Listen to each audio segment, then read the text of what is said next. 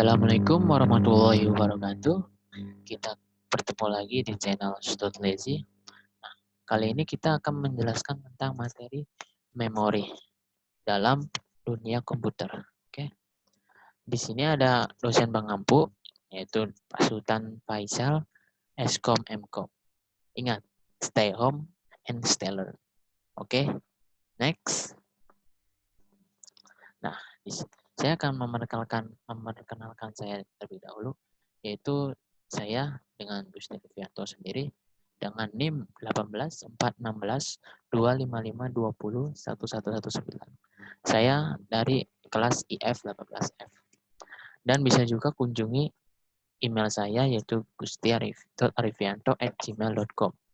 Bisa juga Twitter yaitu arifianto_gusti dan juga Facebook Gusti Arifianto.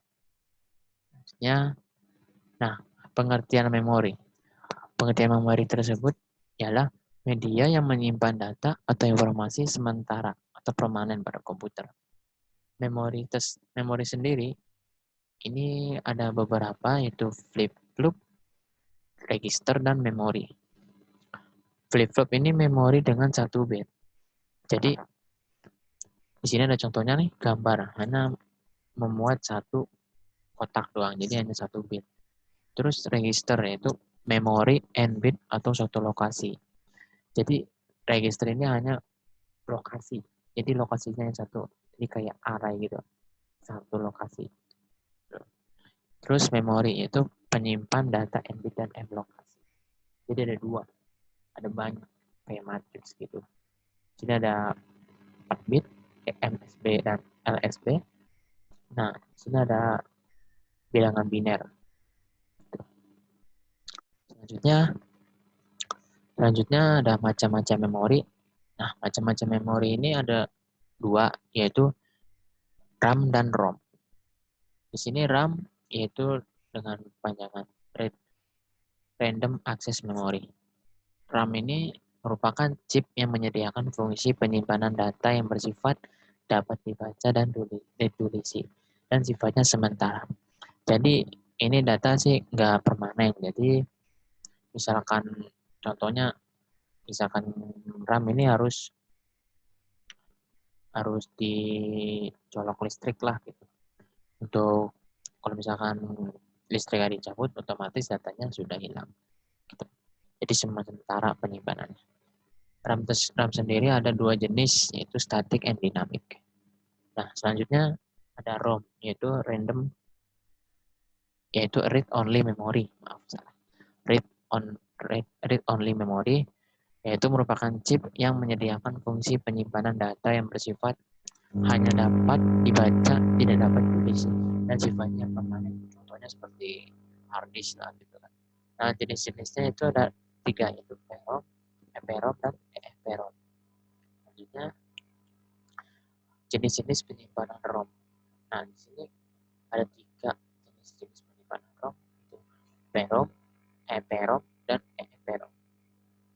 Pertama, kita akan menjelaskan PROM. Apa itu PROM? Itu programmable ROM. ROM yang isinya diprogram oleh pabriknya. Jadi sudah diprogram dari pabriknya setelah membuatnya itu. Jadi sudah diprogram dari sananya. Jenisnya itu ROM matrix DOD. Nah, di sini ada contoh gambarnya. Ada contoh gambar dari PROM.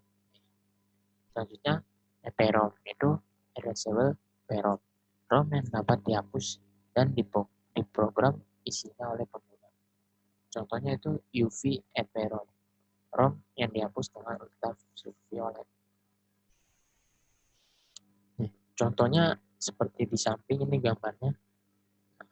Selanjutnya EEPROM itu electrically EPROM. ROM yang isinya dapat dihapus dan diprogram secara elektris. Contohnya CMOS setup pada PC. Nah, contohnya sih seperti baterai CMOS pada laptop ataupun komputer sih. Di sini ada gambarnya sendiri, ada gambar contoh EEPROM. Sebelah kanan kita akan melihat contoh tabel PROM. Contoh tabel PROM ini saya dapatkan dari materi Pak Sultan. Misal pabrik. Misal, pabrik akan membuat ROM dengan ukuran 4x4 bit dengan data yang tersimpan di dalamnya seperti tabel ini. Di sini ada lokasi atau alamat, yaitu 0, 1, sampai 3.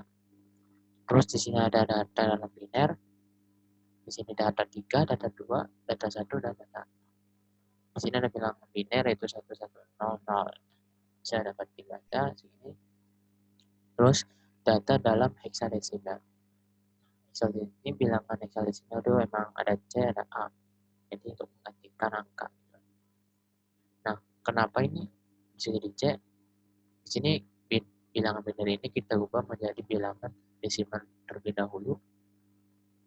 Ya, bilangan desimal dari bilangan biner sejajar ini itu berjumlah ini kan 0, 0, 1, 1. Jadi dalam bilangan biner itu ada rumus itu 1, 2, 4, 8. Jadi yang 0 ini tidak dihitung, jadi yang dihitung cuma ini doang. Jadi 4 sama 8 doang. Jadi kalau ditambah jadi 12. Nah, X dari 12 ini itu angka C. Nah, misalkan yang paling bawah nih, alamat 3. Alamat 3 kan 1, 2, 4, 0. Jadi 1, 2, 4. Jadi 1 sama 4 tambah jadi 5. Selanjutnya, cara mikroprosesor membaca ROM. Mikroprosesor membaca alamat 5 dari ROM 8 bit. Di sini ada 3 tahap, yaitu tahap 1, 2, 3. Ada 3 tahap. Yang pertama, tahap 1, mikroprosesor mengirim sinyal alamat 5. Ini A2, A1, dan A0. Dan bilangan bilangan 1, 0, 1. Load push alamat ke pin alamat ROM. Di sini kita bisa lihat gambar tahap 1, 1, 0, 1. Nah, kenapa ini alamatnya 5? Karena bilangan biner ini kita ubah menjadi bilangan desimal akan berjumlah 5. Tadi saya bisa jelaskan di yang slide sebelumnya. Oke. Terus selanjutnya tahap 2, yaitu mikroprosesor mengirim sinyal kontrol CE sama dengan 0 dan OE sama dengan 0 untuk mengaktifkan ROM. Jadi tahap 2 ini untuk mengaktifkan ROM doang. Itu untuk melanjutkan ke tahap 3. Tahap 3 adalah data akan ditempatkan pada bus data sehingga pada bus data terdapat 45 data. Kita bisa lihat dari gambar di tahap 3 ada begitu banyak bilangan biner. Nah, kalau kita jumlahin ini ya datanya sama aja 45 gitu. Jumlahnya 45 menjadi desimal. Nah, selanjutnya jenis-jenis penyimpanan RAM. Nah, jenis-jenis penyimpanan RAM itu ada 2, yaitu static RAM dan dynamic RAM. Nah, terlebih dahulu saya menjelaskan static RAM. Static RAM merupakan RAM yang sel-selnya menggunakan flip-flop sehingga satu, datanya relatif stabil atau statis sehingga tidak diperlukan adanya rangkaian refresh. 2, lebih cepat. 3, kepadatan komponen rendah atau kapasitas kecil. 4, pastinya mahal. Terus di samping kiri kita bisa lihat itu cara mikroprosesor membaca dan menulis RAM. Misal, di dalam RAM 8 bit berisi data sebagai berikut. Data sebagai berikut itu pada gambar sini yaitu alamat 0 sampai 7. Isi dalam hexadesimal.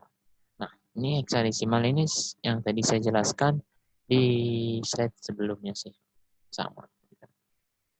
Next. Selanjutnya, dynamic RAM. Nah, dynamic RAM ini merupakan RAM yang sel-selnya menggunakan kapasitor. Sehingga, satu, datanya tidak stabil atau dinamis. Sehingga diperlukan rangkaian refresh. 2, lebih lambat pastinya. 3, kepadatan komponen tinggi atau kapasitas terlalu besar. 4, lebih murah juga sih.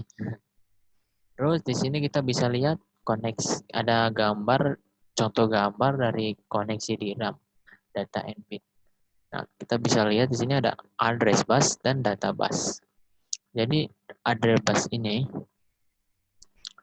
memasuki memori dari atas, bisa di satu-satuin dari jalur ini, terus akan diselingi dengan data bus untuk memasukkan data yang akan dikirim melalui memori. Nah, selanjutnya, ya, terima kasih sudah menonton. Kita waktunya sebentar. Ya, walaupun tidak banyak sih materi yang saya bisa jelaskan, tapi setidaknya bisa menambah 1% pengetahuan Anda. Oke, terima kasih sudah menonton. Assalamualaikum warahmatullahi wabarakatuh.